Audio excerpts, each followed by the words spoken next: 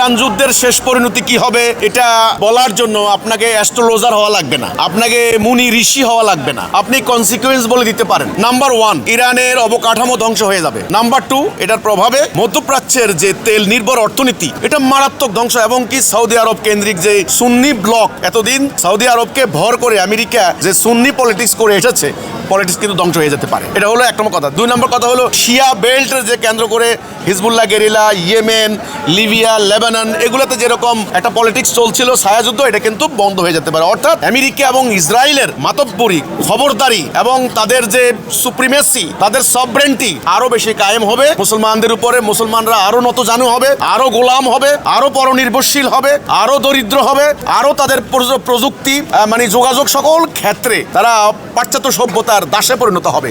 এই হচ্ছে ফলাফল।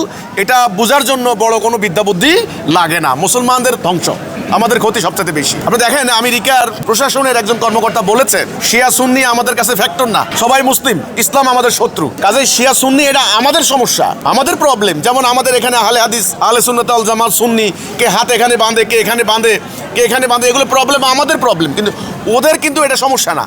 ওদের কথা হলো তোমরা মুসলিম, তোমরা আমাদের এনিমি, তোমরা আমাদের আইডিওলজিক্যাল এনিমি, আদর্শিক শত্রু, আমরা তোমাদেরকে পরাজিত করব। এই হচ্ছে ব্যাপারটা। কাজেই ইরান যুদ্ধের পরে এটার ইম্প্যাক্টটা হতে পারে, এটার অভিঘাতে যেটা হতে পারে, মুসলমান আরো বেশি খণ্ডবিখণ্ড হবে, আরো নতজানু হবে, আরো দুর্বল হয়ে যাবে। এটা কিন্তু অলরেডি বুঝতে পেরেছে তুরস্ক এবং পাকিস্তান। তারা তড়িঘড়ি করে বসে কোনো লাভ নেই, যথেষ্ট দেরি হয়ে গিয়েছে, নিজেরা এই মারামারি করে।